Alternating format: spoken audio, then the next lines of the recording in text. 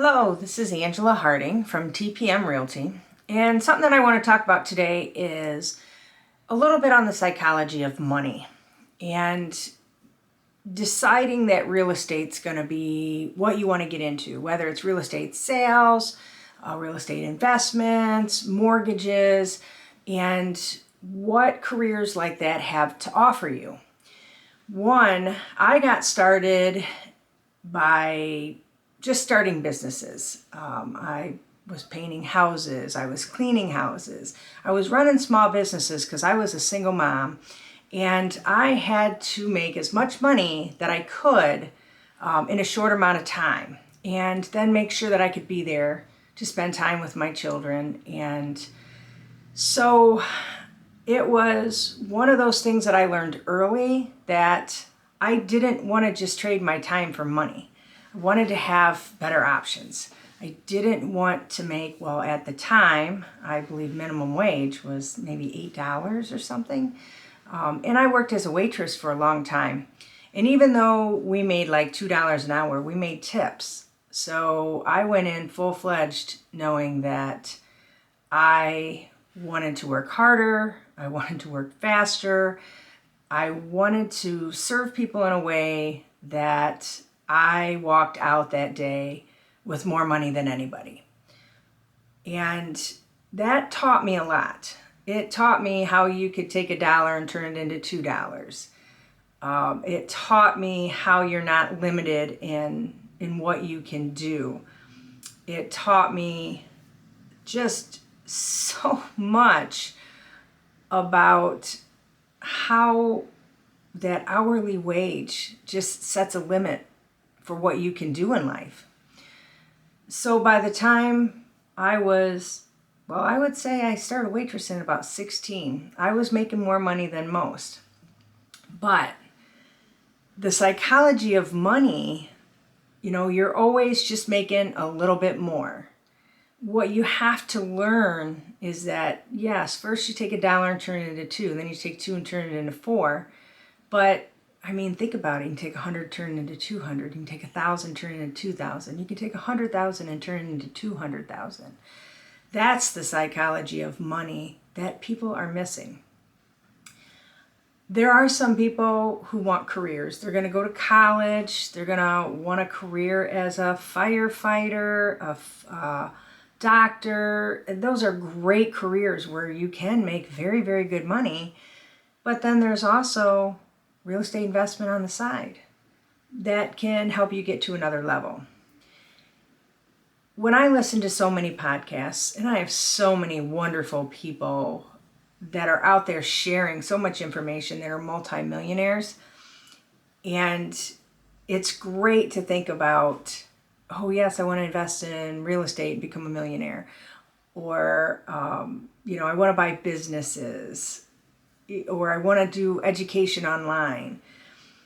But everybody keeps talking about, making that first million or making 2 million or 10 million.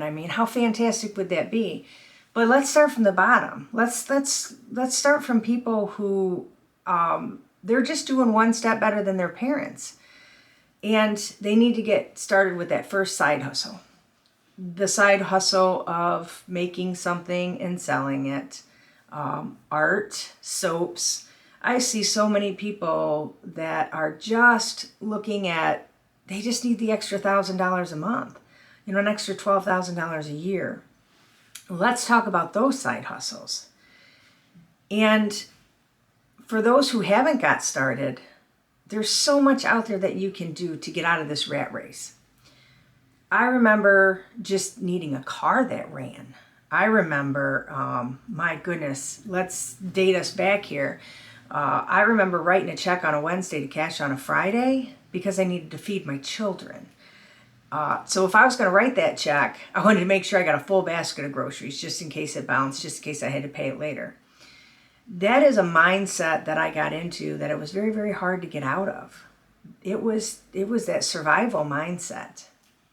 So I did sacrifice a lot. I wasn't living high off the hog. I wasn't driving cars with payments. I was taking out student loans in order to buy a $2,500 car. this is how a lot of people are right now. COVID did a lot, took some people back, and our mindset is just so basic and limited right now, and we need to change that. We need to get people focused on that side hustle, that little bit of self-employment that makes a big difference. And let me talk about how that makes a big difference, because I've been self-employed all my life. And, I think we should all pay our taxes. We need to have our nonprofits that we sponsor. We need to contribute back. It's all a part of, just being a good person. But what you want to do is make sure that you can get out of that rat race. Take that next step up. I have a lot of tenants who are on assistance. And the problem with assistance is it's designed to keep you on assistance. It's designed that it's hard to make that next step. So if you're, say, getting rent assistance and food stamps and some utility assistance, once you make a certain amount of money, they're just going to strip that away. And that's huge, because just because you end up making that amount of money, it puts you right back to the beginning of your living week by week. You can't get anything saved up. So you want to start by taking those opportunities to save the money that you can. Save to buy a house, save to, just buy things cash, keep things off of credit to get you to that next level. But the other thing is, as you increase your income and you create your side hustle, your self-employment job, you're making soaps and selling them. My goodness, you're driving, maybe Uber on the side, somewhere you're getting cash where you're going to create some tax deductions. So with that, you can start writing things off in your home. You write your gas mileage off, you write office supplies off. There's so many things you use in your everyday life that can become tax write-offs for you. While the multimillionaires out there aren't looking at a $3,000 deduction as something major, but people who are just starting out are looking at that $3,000 as major. So when I make my first $40,000, pretty much the first $20,000 is a tax deduction that I'm not going to pay taxes on.